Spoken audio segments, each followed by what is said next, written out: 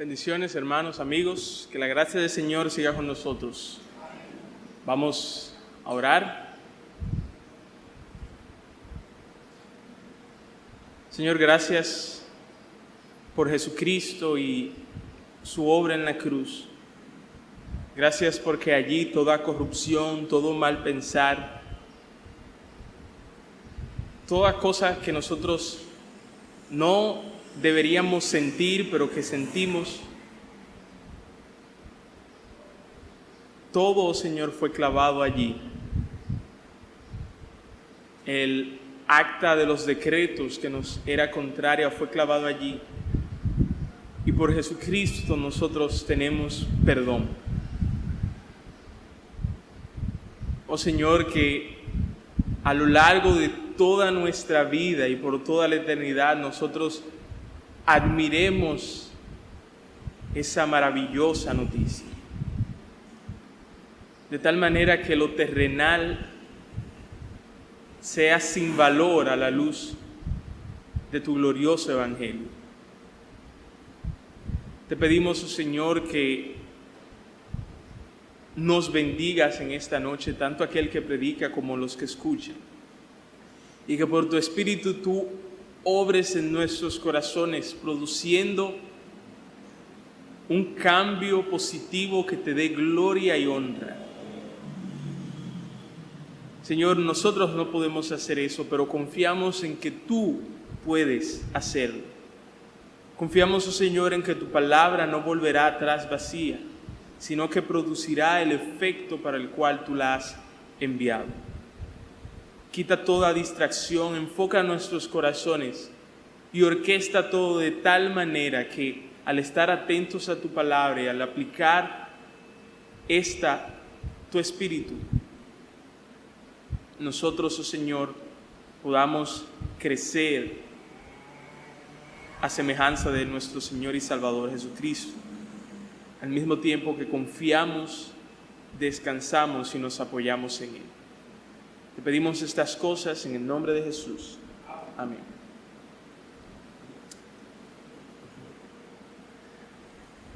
Durante el cuarto de siglo que Dios me ha permitido vivir, nunca o muy pocas veces había experimentado un dolor tan fuerte como el dolor que yo experimenté en junio de este año.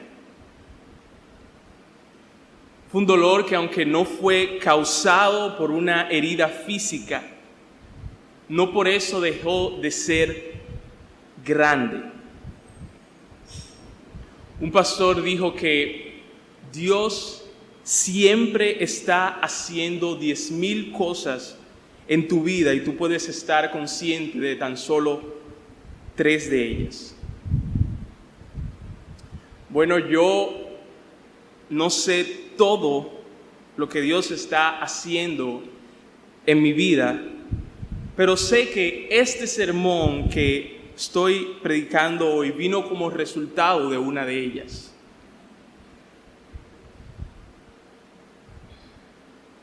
En mi momento de dolor, yo corrí a la palabra de Dios en busca de refugio.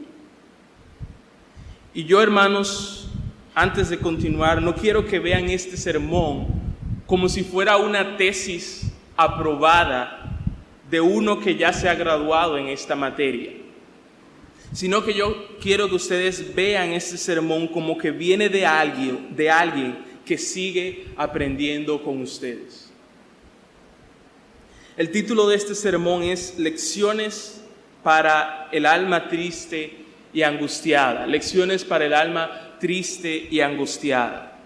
Y por este título nosotros podemos saber de qué se trata este sermón y a quién va dirigido. Este sermón trata acerca de lecciones que nosotros podemos aprender y aplicar a nuestra vida a partir del relato de Jesús en Getsemaní. Y este sermón va dirigido principalmente a cristianos cuya alma está triste o angustiada justo en este momento. Pero también yo oro para que estas lecciones que vamos a aprender hoy sirvan para los cristianos cuya alma no está triste ni angustiada en este momento. Pero oro para que las verdades que aprendieron en la alegría y en la paz no sean olvidadas en la tristeza y la tribulación, sino que estas verdades que vamos a considerar hoy sean verdades a las cuales nosotros acudimos en momentos de tristeza y tribulación. A tan solo horas de que Jesús fuera entregado para ser crucificado, Él anunció su muerte a sus discípulos. Mientras tanto, los principales sacerdotes, los escribas y los fariseos planeaban arrestar injustamente a Jesús y matarlo. Todo porque le tenían envidia y todo porque Jesús iba en contra de sus intereses. Posteriormente, Judas, uno de los discípulos de Jesús, como nosotros sabemos, ofreció entregar a Jesús. Y quiero que me acompañen a Mateo capítulo 26. Vamos a leer los versículos 26 al 38. Mateo 26, versículos 26 al 38.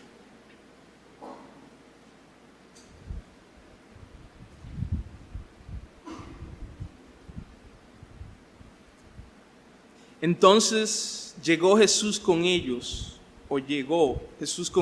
a un lugar que se llama Getsemaní. Y dijo a sus discípulos: sentaos aquí, entre tanto que yo voy allí y oro. Y tomando a Pedro y a los 2 hijos de Zebedeo, comenzó a entristecerse y a angustiarse en gran manera. Entonces Jesús les dijo: mi alma está muy triste hasta la muerte, quedaos aquí y velad conmigo. Como dije anteriormente, nosotros sabemos que las circunstancias externas en las cuales Jesús se encontraba en ese momento eran angustiantes. Sus enemigos planeaban matarlo. Uno de sus discípulos ofreció entregarlo a muerte, y otro de sus discípulos más cercanos negaría conocerlo 3 veces. Una mujer lo ungió para su muerte y él incluso participó de la última cena con sus discípulos. Así que las circunstancias en las cuales se encontraba Jesús eran angustiantes. Pero la pregunta es, ¿qué estaba sintiendo Jesús en su alma mientras todas esas cosas estaban pasando? ¿Qué estaba pasando en su interior? Bueno, los versículos que acabamos de leer, específicamente los versículos 37 y 38, dice que Jesús estaba triste o profundamente dolido.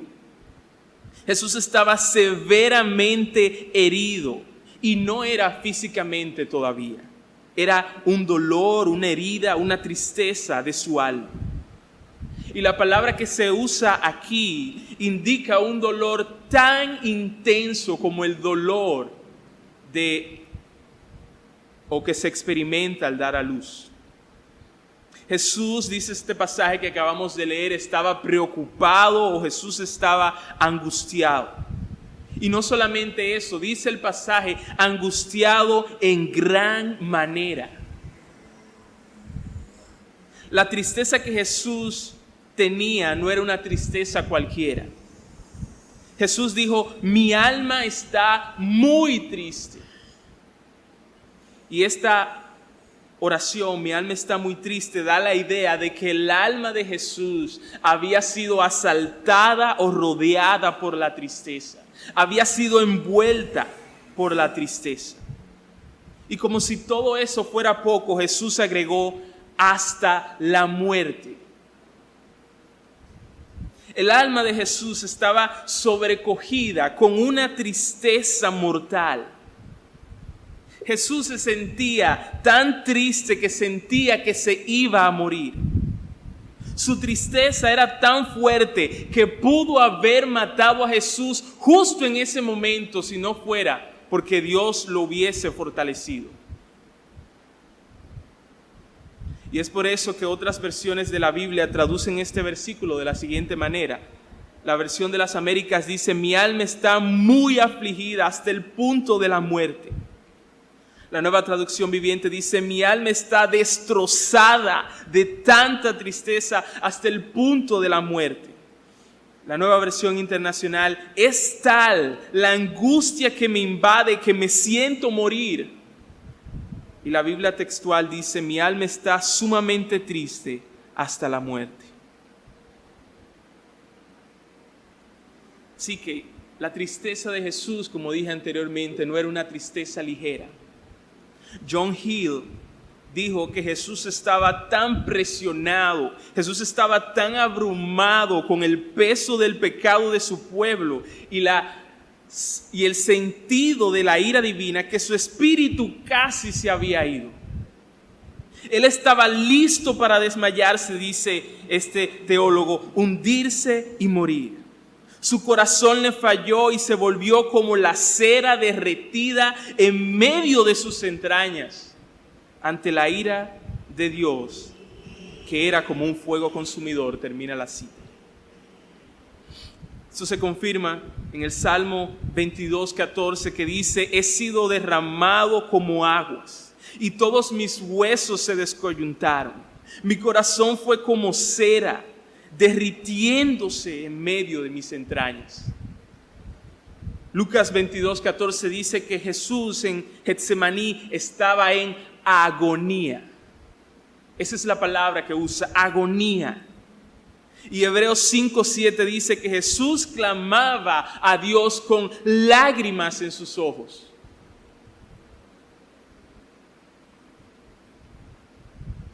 Te pregunto, ¿alguna vez te has sentido así? ¿O te sientes así justo ahora? ¿Estás triste y más que triste, profundamente dolido?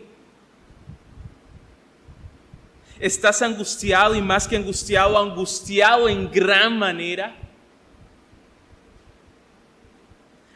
¿Te has sentido alguna vez o te sientes justo ahora tan triste que sientes que ya no puedes más? ¿Que sientes como que vas a morir? Hay muchas personas a tu alrededor que tratarán de entender tu tristeza y tu angustia. Y tú tal vez les respondas a esas personas diciéndoles que ellas o ellos no saben realmente por lo que tú estás pasando. Y tal vez sea cierto.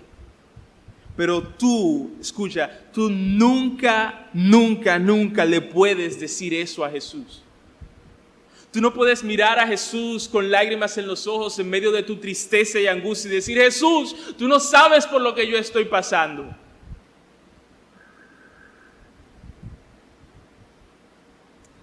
Ahora, algunos podrían objetar y decir: pero Jesús nunca tuvo un hijo que sufrió un terrible accidente de tránsito. Jesús nunca perdió un embarazo. A ningún familiar de Jesús le diagnosticaron cáncer. A Jesús nunca le dijeron los doctores que él tenía una enfermedad incurable y que no tenía probabilidad de sobrevivir. Jesús nunca experimentó la separación de su pareja. Jesús nunca experimentó el dolor de la búsqueda fallida de empleo por un largo tiempo, podrían decir algunas personas. Y eso es cierto. Algunas de esas cosas Jesús nunca las sufrió, pero eso no hace que la tristeza y la agonía que Jesús tenía sean menos intensas. Y es debido a que el alma de Jesús experimentó tristeza. Es debido a que el alma de Jesús experimentó angustia. Y es debido a eso que Él sabe realmente por lo que tú estás pasando cuando tú estás triste y estás angustiado. Me encanta cómo lo dice una canción. Dice, he tocado las heridas de sus manos para ver si eran reales. Él ha transitado el camino antes que yo. Él sabe cómo me siento. Cuando sientas que no hay nadie que pueda entender tu dolor, solo recuerda todos los sufrimientos del Salvador. Y esta es la primera lección que nosotros aprendemos en esta noche. Al alma triste y angustiada, que está aquí, que me escucha o que estará triste y angustiada en un futuro, la primera lección que debemos aprender es que Jesús sabe y Jesús comprende. Jesús sabe y Jesús comprende. Ningún dolor en tu vida que tú hayas experimentado, que estés experimentando, que vayas a experimentar, será mayor a estar muy triste hasta la muerte. Y eso fue lo que Jesús experimentó. Jesús sabe por lo que tú estás pasando como el Dios omnisciente que lo sabe todo. Pero Él también sabe por lo que tú estás pasando. Él comprende por lo que tú estás pasando. Porque Él es el Dios que se hizo hombre para venir a ser misericordioso y fiel sumo sacerdote en lo que a Dios se refiere. Por lo tanto, no tenemos, como dice Hebreos 4:15, un sumo sacerdote que no pueda compadecerse de nuestras debilidades, sino uno que fue tentado en todo según nuestra semejanza, pero sin pecado. Jesús comprende por lo que estamos pasando. En medio de su tristeza y angustia, Jesús tomó consigo a sus discípulos. Y nosotros tendemos normalmente a hacer lo opuesto. En medio de nuestra tristeza y en medio de nuestra angustia, nosotros tendemos a aislarnos. Nosotros dejamos de congregarnos. Nosotros nos encerramos en nuestra propia habitación. Pero esos son los momentos, en los momentos de angustia, en los momentos de tristeza, en los cuales nosotros deberíamos rodearnos de hermanos en la fe y de amigos cristianos. Esta es la segunda lección que nosotros aprendemos. En tu tristeza y angustia, rodéate de cristianos fieles a Dios. En tu tristeza y angustia no te aísles, más bien rodéate de cristianos fieles a Dios. Permite que te encuentren en medio de ellos, en tu momento de tristeza, en tu momento de angustia. Tomemos el riesgo y seamos vulnerables ante ellos al expresarle cómo nosotros nos sentimos, para que ellos oren por nosotros y para que ellos hablen la verdad de la palabra de Dios a nuestra alma.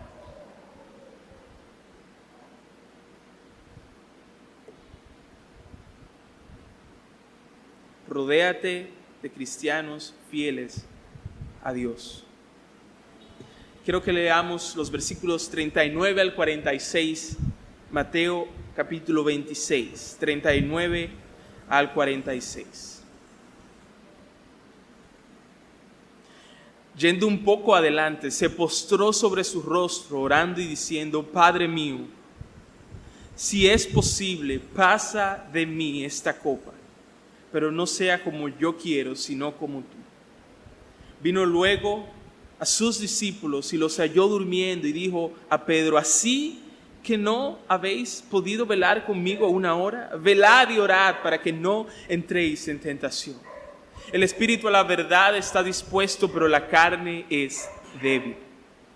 Otra vez fue y oró por segunda vez diciendo: Padre mío, si no puede pasar de mí esta copa sin que yo la beba, hágase tu voluntad. Vino otra vez y los halló durmiendo, porque los ojos de ellos estaban cargados de sueño. Y dejándolos, se fue de nuevo y oró por tercera vez, diciendo las mismas palabras. Entonces vino a sus discípulos y les dijo: dormid ya y descansad. He aquí ha llegado la hora, el Hijo del Hombre es entregado en manos de pecadores. Levantaos, vamos, ved, se acerca el que me entrega. Nótese cómo Jesús respondió a la tristeza y la angustia que rodeaba su alma. El versículo dice: Él se postró y oró. Jesús respondió ante la tristeza y la angustia con oración. Es bueno, hermanos, como dije anteriormente, rodearnos de cristianos fieles a Dios que oren por nosotros, pero es mucho mejor ir nosotros mismos a Dios en oración. Dios tiene el poder para hacer aquellas cosas que nosotros no podemos hacer por nosotros mismos, y Dios no está limitado por las debilidades que tienen nuestros hermanos en la fe. Jesús oró, y cuando Jesús oró, Él utilizó el término Abba, o dicho de otra manera, Padre mío. Este término indica una relación íntima con Dios Padre. Jesús decía en su momento de angustia: Padre mío, mi Padre, mi papá. Y Gálatas 4:6 dice que Dios envió ese mismo Espíritu a nuestros corazones, el Espíritu de su Hijo, el cual clama como Jesús: Abba. En otras palabras, eso quiere decir que a nosotros los cristianos se nos ha concedido una relación íntima, no con Danilo, no con el presidente de los Estados Unidos, no con el rey de España. Se nos ha concedido una relación íntima con alguien que es mucho más importante y que está por encima que Danilo, el presidente de Estados Unidos, y el rey de España y de todo el mundo. Se nos ha concedido una relación íntima con Dios como nuestro Padre. Eso quiere decir que nosotros ahora podemos dirigirnos a Dios como nuestro Padre en cualquier momento. Sí, incluso cuando nosotros estamos tristes y angustiados. Eso quiere decir que ahora su oído siempre está atento a los que sus hijos tienen que decir. Eso quiere decir que ahora su corazón siempre está interesado en nosotros. Eso quiere decir que ahora su corazón siempre cuida de nosotros. Y al lado de nuestro gran Dios y nuestro gran Padre, está nuestro gran sumo sacerdote, intercediendo día y noche por nosotros, quien tiene y es capaz de entender por lo que nosotros estamos pasando. Y esta es la tercera lección que nosotros aprendemos. En tu tristeza, en tu angustia, ora. En tu tristeza y en tu angustia, hermano, ora. Comunícate con Dios como tu Padre, que tiene sus oídos, sus manos, sus ojos, su corazón atento. En tu momento de tristeza y angustia, agradécele a Dios, pídele a Dios, reconoce quién es Dios, comunícate con Dios. La oración es uno de los privilegios más grandes que tienen los cristianos, pero lamentablemente al mismo tiempo es uno de los más descuidados. Y solo basta con mirar los cultos de oración para darnos cuenta de eso. Un gran privilegio que al mismo tiempo descuidamos grandemente. Ahora, ¿cómo debemos orar? Sabemos que en todo momento, pero aún más en nuestro momento de tristeza y angustia, debemos orar. Dios está dispuesto y está deseoso de escucharnos. Ahora, ¿cómo debemos orar? En primer lugar, ora dando a conocer a Dios sus deseos o, dicho de otra manera, pidiendo lo que tú quieres. Si nosotros leemos, nos daremos cuenta que la causa de la tristeza y la angustia de Jesús fue la copa que estaba delante de él. Y fue precisamente porque esa copa que estaba delante de él estaba produciendo tristeza y angustia que él oró a Dios: pasa de mí esta copa. Esto parece como demasiado obvio para mencionarlo, pero yo creo que todos nosotros hemos escuchado, aunque sea una sola vez, oraciones vagas. ¿Qué es eso de oraciones vagas? Es decir, oraciones que no están dando a conocer a Dios lo que uno quiere o lo que uno pide. Señor, tú lo sabes todo. Tú sabes lo que yo quiero. En el nombre de Jesús, amén. O Señor, tú lo puedes hacer todo, que se haga tu voluntad. Amén. Todo eso es cierto. Todo eso es cierto. Señor lo sabe todo, el Señor lo puede todo, la voluntad del Señor es la que se va a hacer al final. Pero, ¿qué tú le estás pidiendo a Dios? Sé específico y da a conocer a Dios las cosas que tú quieres, las cosas que tú deseas. Filipenses 4:6 dice: por nada estéis afanosos, sino sean conocidas vuestras peticiones delante de Dios en toda oración y ruego con acción de gracias.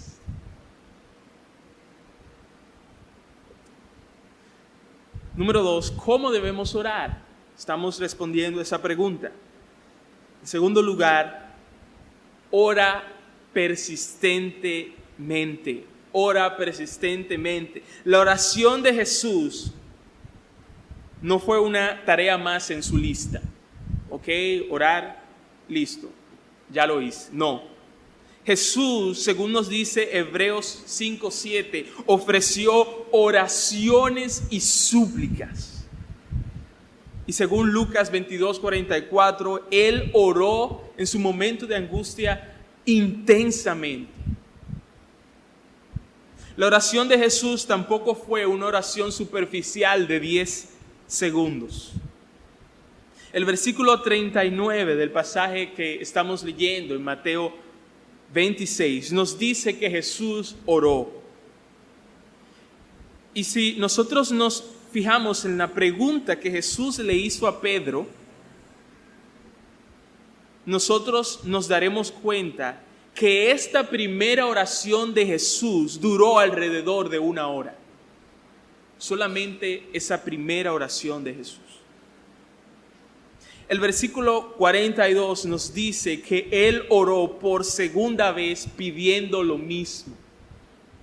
Y el versículo 44 nos dice que Jesús oró por tercera vez pidiendo lo mismo. En otras palabras, Jesús oró intensamente, persistentemente, hasta que Dios le dio una respuesta.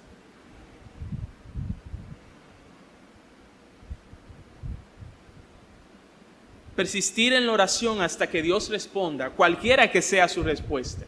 Cualquiera que sea su respuesta. Persistir en la oración hasta que Dios responda no es algo malo o pecaminoso. A nosotros se nos llama a hacer lo mismo, no tan solo aquí con el ejemplo de Jesús, sino que también Jesús en su misma enseñanza nos dijo, escuchen lo que Él dijo en Lucas 18:1 y versículo 7. También les refirió Jesús una parábola sobre la necesidad de orar siempre y no desmayar. Necesidad, orar siempre y no desmayar. Y el versículo 7 dice, ¿y acaso Dios no hará justicia a sus escogidos que claman a Él día y noche? ¿Se tardará en responderles?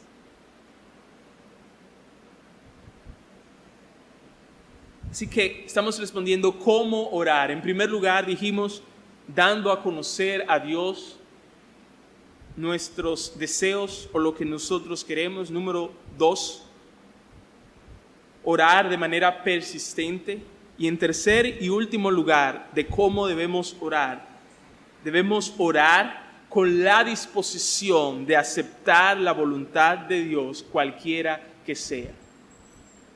Debemos orar con la disposición de aceptar la voluntad de Dios, cualquiera que sea.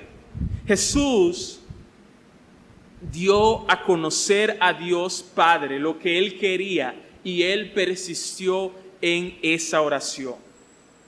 Pero nosotros vemos que Jesús siempre estuvo dispuesto a aceptar la voluntad de Dios. En sus 3 oraciones Él siempre agregó, pero no sea como yo quiero, sino como tú. Y como dije anteriormente, no está mal dar a conocer a Dios lo que nosotros queremos.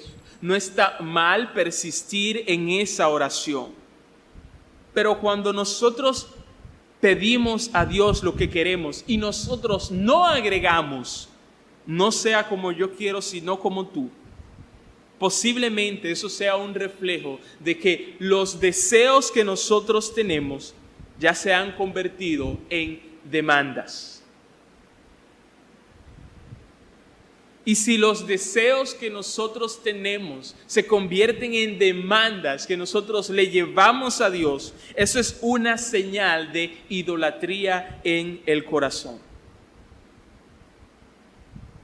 Y nosotros pecamos de idólatras cuando nosotros seguimos aferrándonos a lo que Dios, y hago énfasis en lo siguiente, claramente ya nos ha negado.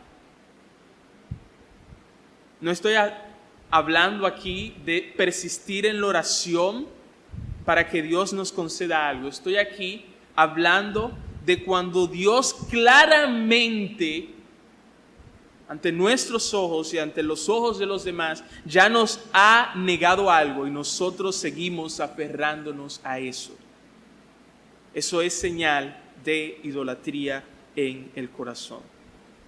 Nótese que cuando Jesús vio que Judas se acercaba para entregarlo, Él supo que la respuesta de Dios fue no, no es posible. Y cuando Jesús supo que esa fue la respuesta que Dios dio, Él no siguió orando. El texto dice que Él se levantó, dejó de orar, incluso levantó a sus discípulos. Así que en tercer lugar, vuelvo a repetir, ora estando dispuesto a aceptar cualquiera que sea la voluntad de Dios. Ahora, aceptar la voluntad de Dios, cualquiera que sea, no tiene que ser algo que nosotros hacemos a regañadientes. Puede ser algo que nosotros hacemos gozosamente. ¿Y cómo yo puedo hacer eso? La razón por la cual nosotros podemos aceptar cualquiera que sea la voluntad de Dios que venga a nuestra vida con gozo es porque todo lo que nuestro Padre Celestial, absolutamente todo lo que nuestro Padre Celestial en su infinita sabiduría nos da o nos quita es para nuestro bien. Y es con esa convicción de que tenemos un Padre Celestial que tiene cuidado de nosotros, que es infinito en sabiduría y que Él sabe qué es lo mejor para nosotros, que cuando Él nos da y cuando Él nos quita, nosotros podemos aceptar su voluntad con gozo. El Salmo 84:11 dice, porque sol y escudo es Jehová Dios, gracia y gloria dará Jehová, no quitará el bien a los que andan en integridad. Alguien dijo que todo lo que Dios da es necesario, y no puede ser necesario aquello que Dios quita.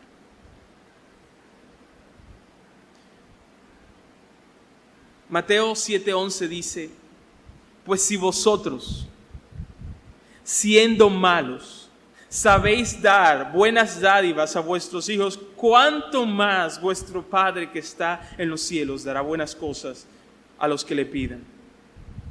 Aquí Jesús está contrastando entre hombres malos que dan cosas buenas y un Dios bueno por naturaleza. Y Él dice, ¿cuánto más Dios no dará cosas buenas a los que le pidan? Hermano, aun cuando tú no entiendas por qué Dios no te dio algo que tú le pediste, o todavía no te ha dado algo que tú le pediste, puedes estar seguro de lo siguiente. Tú no sabes el por qué. ¿Por qué, Señor, si yo te pedí eso? No sabes por qué, pero de esto sí puedes estar seguro. Dios nunca le dará una piedra a sus hijos que le piden pan, ni le dará una serpiente a sus hijos que le piden pescado, ni le dará un escorpión a sus hijos que le piden huevo. Él es bueno y Él es bueno por naturaleza.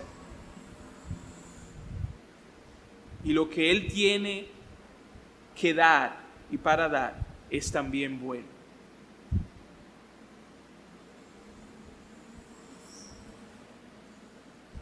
Hemos visto que lo que provocó la tristeza y la angustia en el alma de Jesús fue la copa que Él tenía frente a Él para beber. Ahora, ¿qué significa esta copa? O en otras palabras, ¿qué cosa tan amarga era lo que había en esta copa para que incluso el mismo Hijo de Dios se entristeciera y angustiara de la manera en que lo hizo?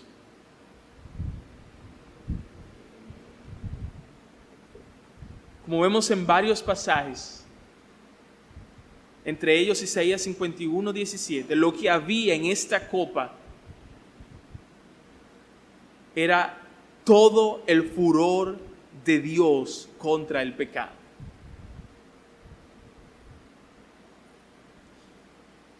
Y qué triste que nosotros tratamos el pecado de una manera tan ligera. Y qué triste que muchos que no son cristianos se dirigen hacia el infierno como si eso no fuera nada. Cuando aquí tenemos al mismo Hijo de Dios viendo la copa que tenía frente a Él y entristeciéndose y angustiándose en gran manera y pidiéndole a Dios, si es posible, pasa de mí esta copa.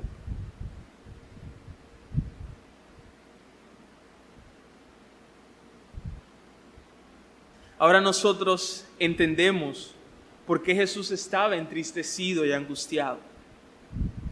Ahora nosotros entendemos qué fue lo que le llevó a orar que si fuera posible pasara de él aquella copa. Y entre paréntesis, aquí cuando Jesús estaba pidiendo si era posible pasar de él esa copa, Él no estaba arrepintiéndose de la redención. Él no estaba diciendo, vamos a cambiar de planes. No. Lo que Jesús estaba preguntando era si había otra manera de lograr la redención. Jesús sabía que Él tenía que beber esa copa. Jesús sabía que todo el furor de la ira de Dios caería sobre Él. Y pidió, si es posible, pasa de mí esta copa. Pero no era posible. Si Dios iba a manifestar su justicia, castigando desde el pecado más pequeño hasta el más grande, entonces alguien tenía que pagar la deuda del pecado. Y si Dios iba a manifestar su bondad a los pecadores, entonces el que tenía que pagar esa deuda era Jesús.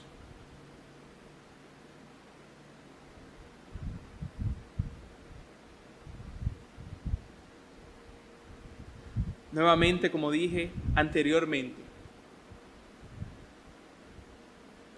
tratamos el pecado de una manera muy ligera. Es como si nosotros hubiésemos ido a la ligera, campante, con una sonrisa en nuestros ojos, a tratar de beber esta copa de la ira de Dios. Y Jesús, sabiendo lo que había allí, dice: no, dame esa copa, yo la bebo. Con lágrimas en sus ojos, con tristeza y angustia,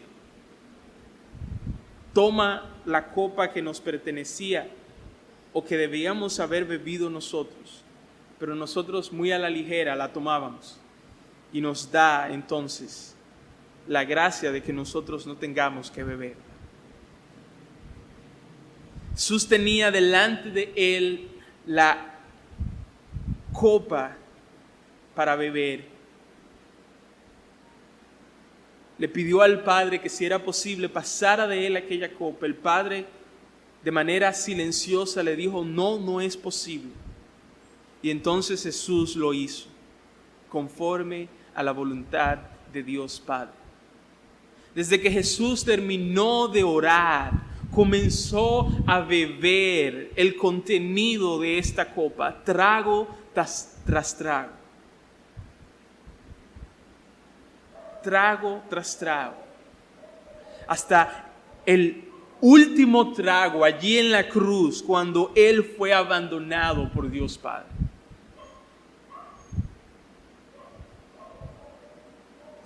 Antes de continuar, permítame hacer una aclaración. Dije anteriormente que Jesús entiende tu tristeza y tu angustia. Ahora, eso no significa que tú estás bebiendo la copa que Jesús bebió. No. Lo que tú estás bebiendo ahora, por más duro que sea, no se compara en lo absoluto a la amarga copa que Jesús bebió por ti. Jesús bebió hasta la última gota en esa copa, para que nosotros hoy, para que Iglesia Fundamento Bíblico pueda cantar el misterio de la cruz. No puedo comprender la angustia que sufriste allí. El Santo Padre quebrantó al Hijo, la copa amarga Él bebió por mí.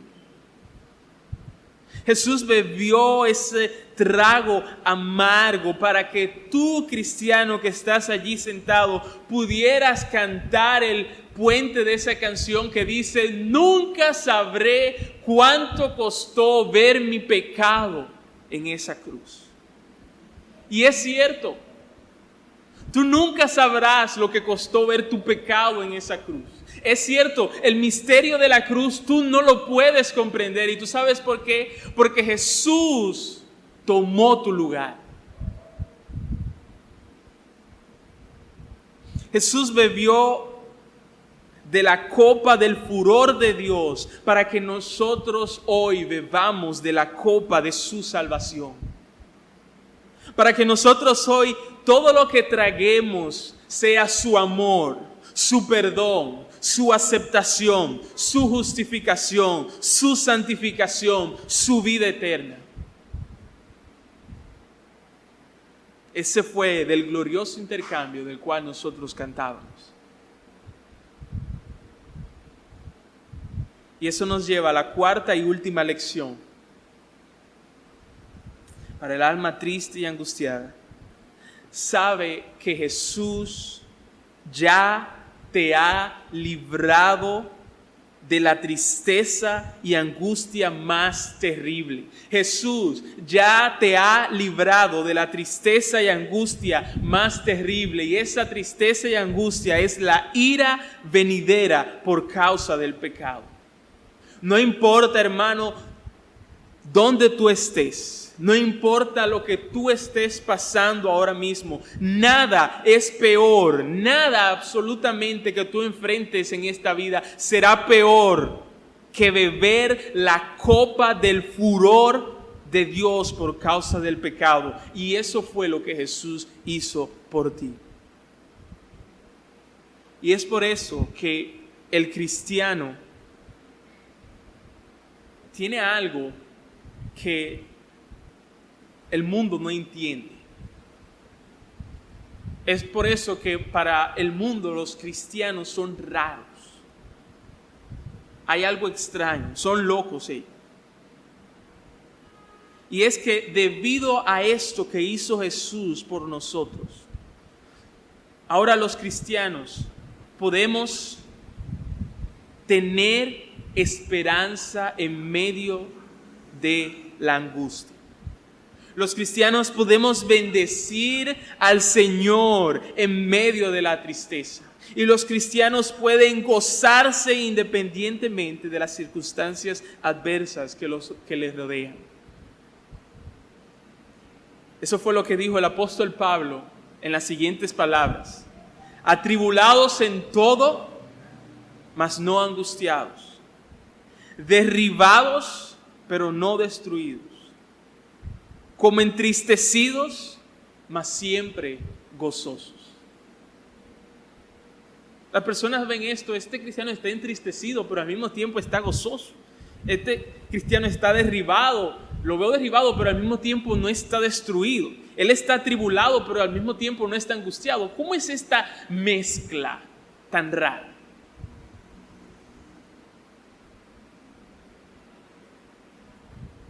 Y eso es el efecto de lo que Jesús hizo por nosotros y lo que su Espíritu hace en nosotros.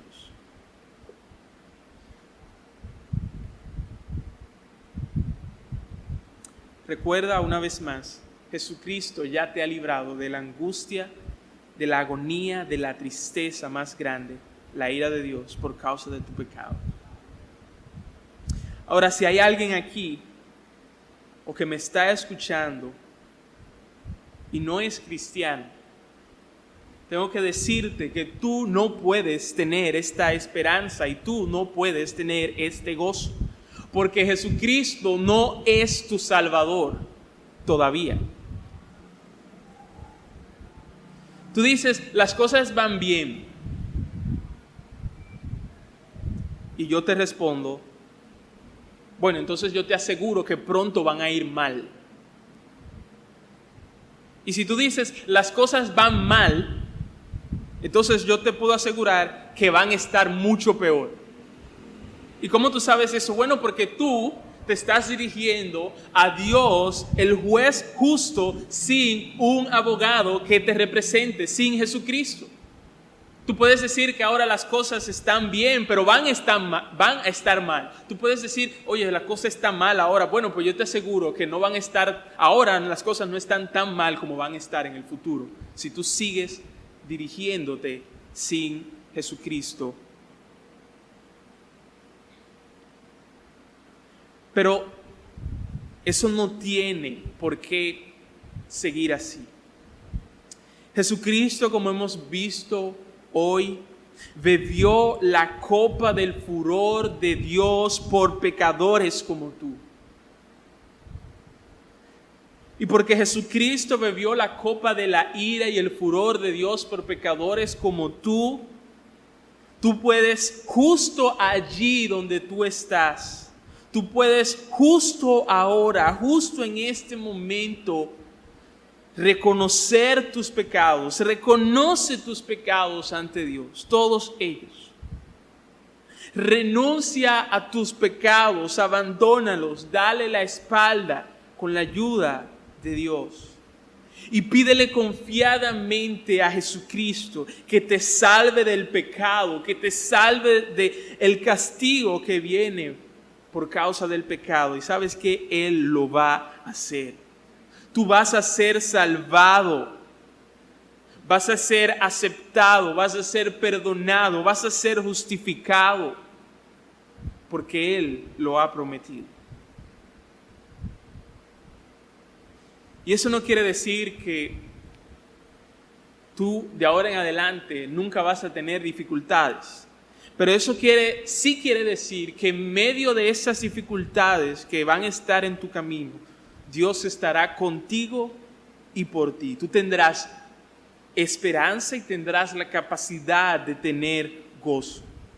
Y a pesar de las dificultades que haya en tu camino, tú puedes estar seguro de que estas dificultades pronto pasarán para dar paso a la plenitud de gozo y a las delicias para siempre que solamente podemos encontrar en la presencia de Dios. Vamos a orar.